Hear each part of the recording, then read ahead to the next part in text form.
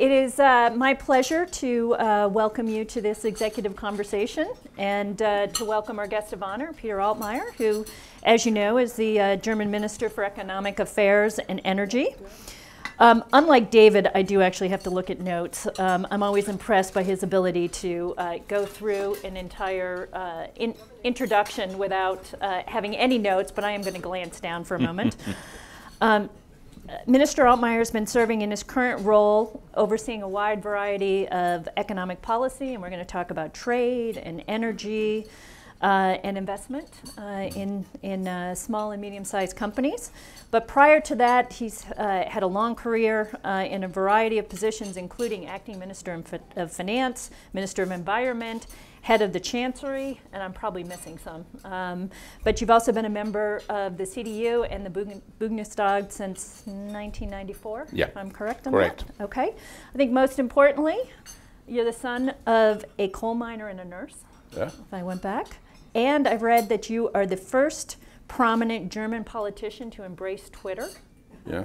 Okay. Years ago, 10 years ago, 10 years ago. 10 years ago, yeah. early. 10 years ago. And that you're a notable cook, which I do want to explore. And then you have important dinner parties. And that you are all invited when you come to Berlin next time.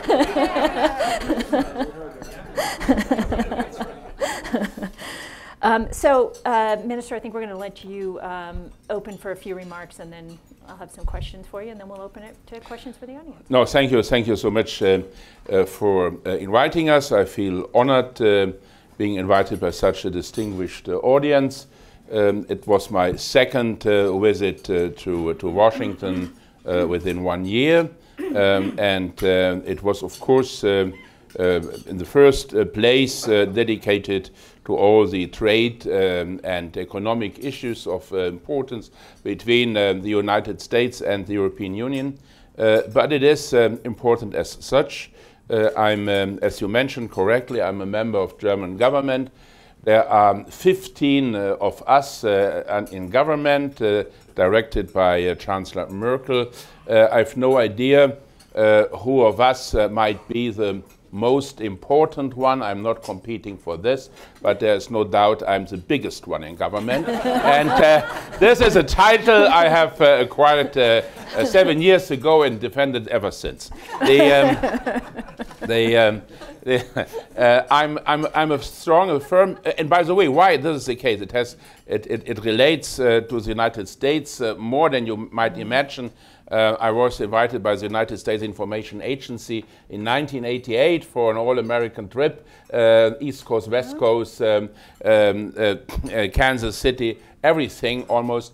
And we had not only free stay in the hotels and transport and everything, and also the meals were organized, but we had a generous a cultural allowance every day. I said, well, is this for theater? Is it for cinema?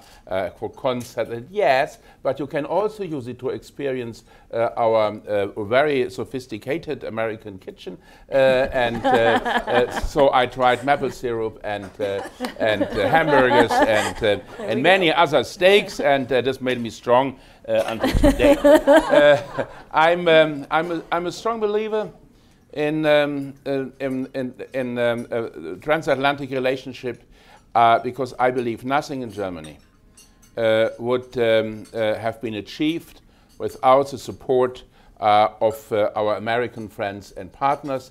It all started after the Second World War, when Germany was in an awfully bad economic condition in the 20s, and then the Americans helped us and gave us some relief with regard to the Versailles Treaty requirements. After the war, the Second World War, the economic recovery, the democratic restructuring of the country, the protection against communism in the Cold War, and especially unification would not have been possible without American support.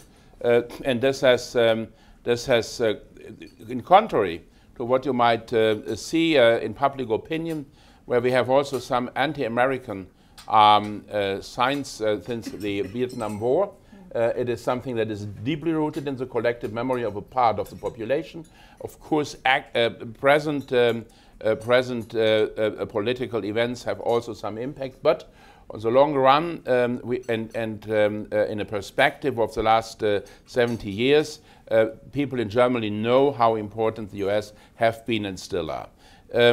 I believe that in a perspective of, let's say, taking account of the next 20, 30 years, our relationship will become more important, not less. It will become more important because we are facing a rapid, unprecedented change in... Sorry? Oh, yeah. Okay, sorry, yes. Unprecedented change as a consequence of technological innovation on the one side and of demographic change on the other side. I traveled over the last couple of years. As long as I served as the chief of staff to Chancellor Merkel, I was requested to stay. I was a prisoner in the chancellery, but then when I was released from that prison, I started traveling the world, especially Asia.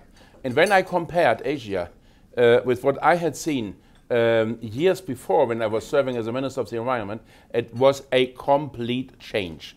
This is the case in China, in Vietnam, in Indonesia, and so many countries. And when you imagine that all these people will continue their economic success story, a kind of Wirtschaftswunder that we have seen in Germany years ago, then you can imagine billions of people, 3 billion people, in a medium-term perspective, enjoying similar GDP per capita as you do in the US and we in Europe.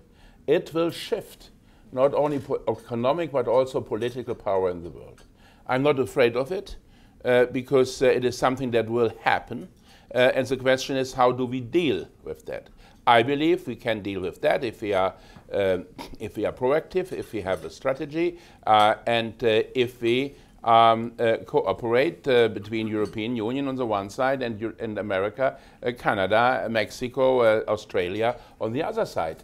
This is the challenge of our time, and I'm afraid to say that some of the conflicts, of recent conflicts or tensions, will perhaps rather deviate us from this important perspective than teach us how to behave in the future. We have numbers of unresolved questions. It all starts with the trade issue and the issue of tariffs, of quotas, of managed trade. It continues with sanctions, including Iran and Russia. It relates to competition in some areas. And I believe the economic and business part of our political cooperation today is even more important than the military part of that cooperation in the Cold War. And therefore we have to spend more attention to it. When I was appointed Minister of the Economy, I called Wilbur Ross, who was at that time charged with the negotiations, and then I said, well, Wilbur, I'm prepared coming to Washington at any convenient time. And then he said, well, what do you think about Monday?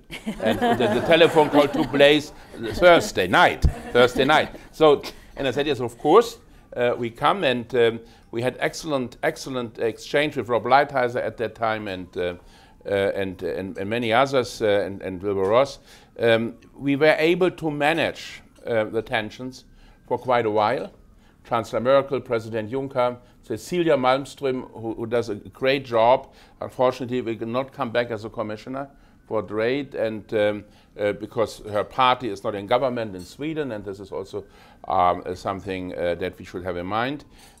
So we managed to stop the escalation, but we have not yet found a sound compromise that would allow us concentrating on other issues of much bigger importance. So I have argued in my talks yesterday and today. I have argued that we should not wait until the new European Commission takes office at the beginning of November, until the new Commissioner for Trade is chosen by the Commission President, but that we should try to solve at least parts of the pending issues in the second half of this year. We have some points, for example, when it comes to tariffs, tariffs for cars, for example. We have agriculture, and I believe compromises can be found. I'm a firm believer in free markets, in free trade, in lower taxes, not higher ones. I understand the American aim of creating more jobs in the United States, but the question is, how can you achieve it? And when you look at what has been achieved in the past, today 700,000 jobs have been created by German companies in the States. That is a big city, by the way, of 1 million people. More jobs can be created when you look at the growing global trade. German companies, especially BMW, Mercedes, are the biggest car exporters in the United States.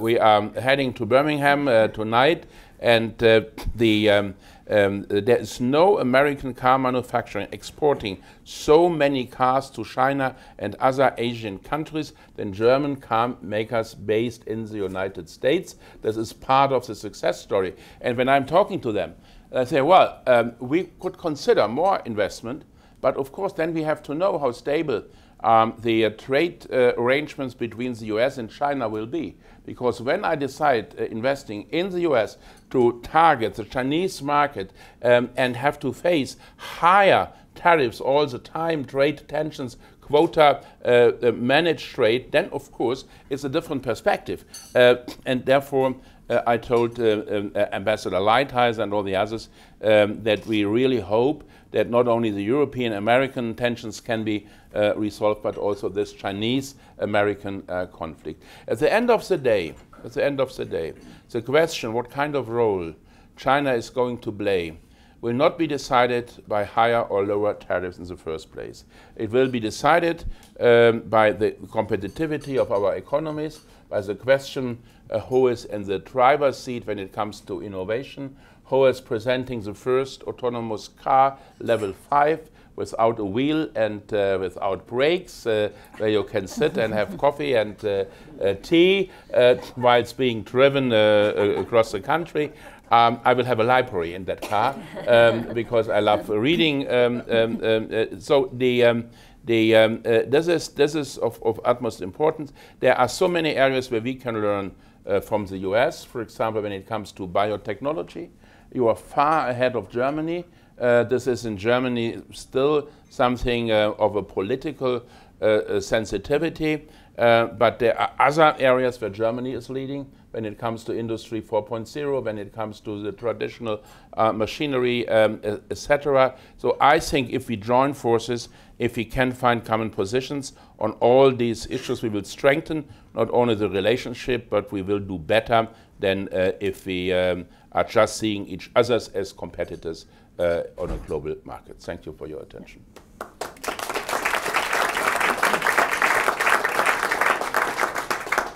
Well, you covered many of the topics I was going to raise, but maybe we could parse a couple of those in talking about auto tariffs and the dialogue in the US-EU relationship. If your thinking is that it's important to continue the conversations and have trade negotiations going forward before there's a European Commission DG for trade, how do you proceed with that? Sort of what is the argument? What are you trying to convince Ambassador Lighthizer to negotiate with and on in order to sort of advance it? And do you have support sort of from the European side, given? Yes, of course I have. Cecilia Malmström has been an excellent commissioner for trade for 5 years. She managed, by the way, to finish and to conclude the negotiations with Mercosur, Argentina, Brazil, Uruguay and Paraguay, pending for more than 20 years. We managed to conclude a free trade agreement with Japan, with Vietnam. We are negotiating with Australia and Singapore. So that's a good record. But at the same time, I mean, Rob Lighthizer knows exactly how important the cooperation with Cecilia has been. Trade policy is a competence of the European Commission. I'm not in a position to negotiate, but I can work closely together with Cecilia Malmström, our American friends, and then we can achieve quite something. So, if we want, before the end of the term of the European Commission, a compromise, then we have to start defining the elements of that compromise. For example, when you look at the NAFTA arrangements, then the US have insisted on the existing tariffs for cars and say if a certain threshold of imported cars is exceeded, then you will have an automatic increase of tariffs to 25%, which is almost prohibitive. And the philosophy behind this is that in such a case, when you have a 25% import tariff, then it becomes interesting of investing in the US in order to produce cars in the US directly instead of paying the higher tariffs and in order to stay competitive. So my question is, do we really have to apply such a difficult measure, creating lots of debates and articles in the newspaper? Or could we perhaps consider and say, well, what can we do to encourage investment by German companies, even without higher import taxes? Is there perspective when you see that the Chinese market is growing by 6% every year, and let's say perhaps 4 or 5 in a medium-term perspective, then I believe you can calculate the number of cars we can export to China, and then you can come to solutions. We want to abolish tariffs, not to increase them. We have today a situation for many, many decades already that the US side has put tariffs 2.5% on European cars. Europe has put 10% on US cars. That is, of course, not balanced. The US have on pickups 25, but overall I think it's not balanced, and therefore we made clear we are ready to reduce our car tariffs at zero on both sides. And then, of course, we would have a level playing field, and people would buy the cars they are interested in. Then some of my American counterparts said, "Yeah, well, Peter, we've always been in favor of lower tariffs," and that was last year when I was in Washington, a big issue. But our experts have come to the conclusion that Germany perhaps would export even more cars if all the tariffs would be put at zero. And then I say, yes, but this is a philosophical question. This is a free country. And it is not about our ambitions exporting more cars. It's about the free choice of American people. Let the people decide whether they want a BMW or a Japanese, a Chinese, or American car. And there are other products where German consumers are crazy about American products, and everybody wants to have electronic and IT equipment from the United States. So this is a interconnected global economy. But we are at the beginning of a fruitful dialogue. My impression is that one has realized how awfully difficult it is. To give you one example relating to China, we have this Huawei question. Our American friends have alerted us some months ago saying, well, we believe this is not really safe. Huawei is a Chinese company and you never know. And then at the end of the day, we have decided to amend our legislation, putting more restrictive security and safety requirements. This is now underway being implemented. Then the President, Trump, has decided putting Huawei on the entity list and making it impossible for American companies delivering parts to Huawei. But then all of us, and especially the Americans, realized that if the business Huawei would go down by 30% this year, then it would have a similar impact on the American producers with their trade with Huawei. They would also lose 30% of what they are producing. So we have now a more, I would say, a more detailed look on all these issues, and then you can come to solutions. Maybe go back to the Commission just last week. The European heads of state all met and have a platform and put forward the list of candidates for your colleague, actually, the defense minister, right, as the Commission president, Christine Lagarde for ECB, Belgian prime minister for the council. Just want your thoughts on how the process worked, and do you expect that all of these candidates will be put in place? And well, in my previous life, I've been an EU Commission civil servant in Brussels for 5 years before being elected member of Parliament. I'm a genuine pro-European. I love it. I believe it's the only chance we have in Europe, given the fact that Europe is so crowded and we have so many sovereign states. So I was relieved because choosing qualified personnel amongst 29 member states is quite a challenge. It's quite a challenge, and that it took only 2 weeks to achieve a compromise is basically good news. Second thing is, being a proud European, it was so fascinating to me to see that the two most powerful jobs in the European Union, President of the EU Commission and President of the European Central Bank, will now be held by ladies, by women, by Christine Lagarde, now based in Washington, as a new president of the ECB. She knows the US, she knows Germany very well and everything. And then Ursula von der Leyen, the Minister of Defense, enjoying a high reputation amongst all the NATO countries. I hope she will get her confirmation next week on Tuesday, and then the two of them can start building a trustful relationship, and that will be very important for the image of Europe, for the global image of Europe vis-à-vis developing countries, vis-à-vis China, and also vis-à-vis the US.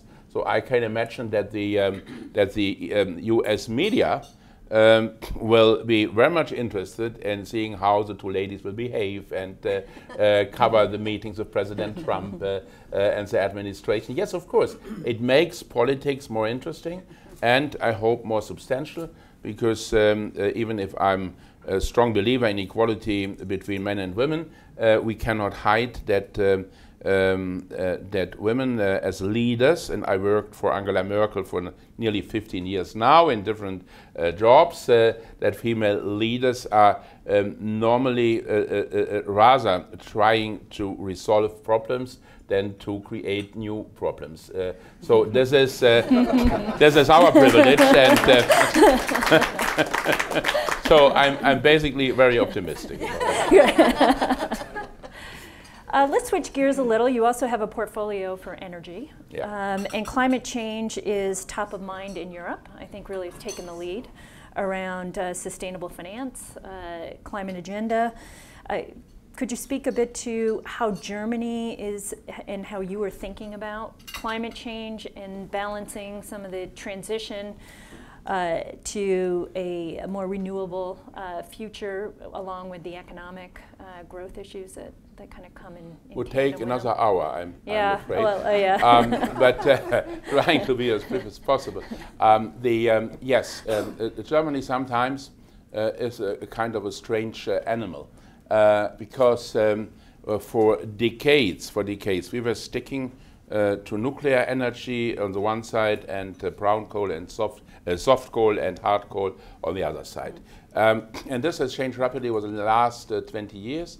The first thing is that we were the first country deciding that we would implement enormous amounts of renewable energies, windmills, electricity, and also photovoltaic. And we managed quite impressively. Then I was appointed Minister of the Environment, and also at that time renewable energies were part of my portfolio, as they are now part of my portfolio as the Ministry of the Economy. At that time we had a renewable share of electricity of 22%. Today, in the first half of this year, we had a share of 44%. That means we have almost doubled within 7 years the share of renewable energies. And what is more important, market economy always works.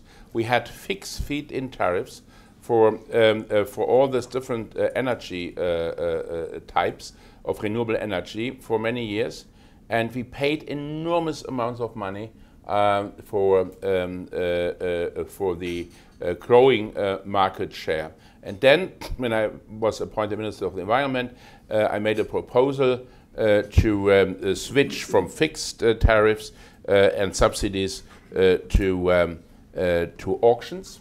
And now the renewable energy capacities are auctioned, and that's made them extremely, makes them much cheaper. When we had to produce offshore wind energy, before we had to pay 16 cents per kilowatt hour, and now it has been auctioned for 0 cents per kilowatt hour, or 1 cent per kilowatt hour, and that indicates the enormous lesson learned over the last couple of years. We have then decided, after the Fukushima incident, phasing out of nuclear energy. Our climate results would be much better if we had decided to rely on renewable energies on the one side and on nuclear energy on the other side. But after Chernobyl accident and after Fukushima accident, there was a majority of 80% of German citizens strictly against the use of nuclear energy, and it has not yet entirely changed. There's still majority between 60 and 70% against nuclear energy, and so we have decided phasing out from nuclear energy, though that means we had to rely on coal electricity and on renewable electricity, and this year we have decided phasing out of coal electricity as well in order to better protect the climate. This has provoked some question marks about the safety of security supply. It is still the safest in Europe, by the way. It is safer than in the United States. So you have cheaper electricity costs when you buy the electricity from the grid. That is much cheaper than in Germany. That's a competitive advantage for the US side. But it is not that big as you might think, because an American company has to invest more in machines to cover moments, minutes, hours where no electricity is available. This is not to the same extent the case in Germany. So at the end of the day, we have quite expensive electricity, but we are working hard to reduce it, and so I'm convinced that this energy transition will work, and that's our contribution to climate protection. I know it's a highly controversial issue in the States. When you go to California, then you have overwhelming support for renewables. When I speak to my counterparts in Washington, and we incidentally touch energy and nuclear energy, and then I have a different. There are different views. This is normal thing, and we have to see how we can do more for climate protection without damaging the competitivity of our economies. That's my aim as a Minister of the Economy, and we will now decide on a pricing system for CO2 emissions that would cover all areas. Next week we have a meeting of the Climate Cabinet of the Chancellor, and at the end of the day I hope we can manage to find a good system. And it is not important in the first place because we want to further reduce our CO2 emissions. It is important to develop a pattern, a model that can be used by countries like China, Vietnam, Indonesia, India. They are producing enormous amounts of CO2. They are constructing new hard coal power plants almost every week. Almost every week a new plant becomes ready in China and other countries. Indonesia entirely relies on coal-fired power plants. I mean, we will suffer from all the mistakes that are made in the neighboring countries, now still emerging countries, then industrialized countries. And therefore, we have to offer them something that will protect the climate without destroying standard of living and competitivity. Otherwise, they would not buy it. They will buy it when you can have a high standard of living, high salaries, good education, environment protection, etc. You can all finance it. You do not lose your competitivity. That is the aim, and therefore we have started the Berlin Energy Transition Days, where every year about 40 ministers from different countries are coming to Berlin to discuss the economic impact of energy transition. I'm going to offer one more question and then have others, so the audience start thinking about your questions that you want to raise here. Just yesterday, actually, there was a reaction here in the U.S. around the digital tax that France imposed a week or so ago, or at least enacted, yet to be imposed, I believe.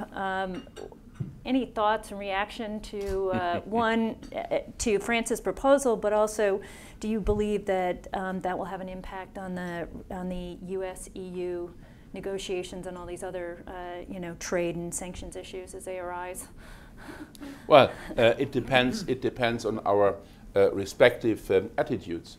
This issue is a sensitive one because the Americans and the Chinese are much more successful when it comes to digital companies in the internet.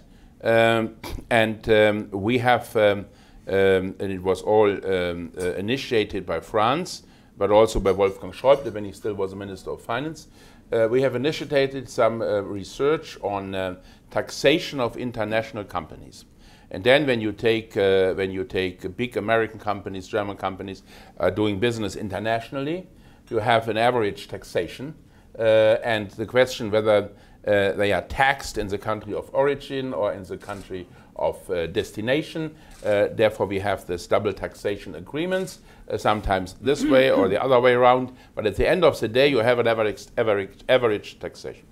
Now, the digital companies have an average taxation that is much lower than that for other countries, for car manufacturers, for chemical industries, for the big American companies in the field of, Anlagenbau, I have no idea, but airplanes, civil aviation, etc. So, and then France and Germany years ago agreed that they would develop a system for a more balanced taxation of digital companies.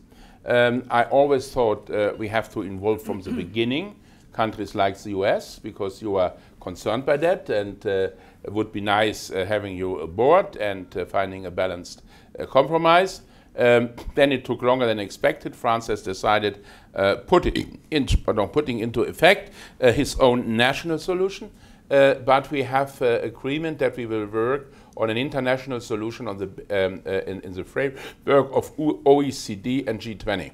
And I send a message today to Ambassador Lighthizer that we should simply step up our efforts in the framework of OECD and G20. And if we would come to a convenient solution at this level, then of course it would prevail above all the other national concepts that may exist. But I cannot exclude. My colleagues have told me that they have now, they will start an investigation in the case, and that will take some weeks, and then perhaps measures are taken. I said, well, but what I would like to avoid is a further escalation in the debate. And I would prefer if you would make us some proposals how to come to a better solution, and then we could discuss it with our European partners, including France.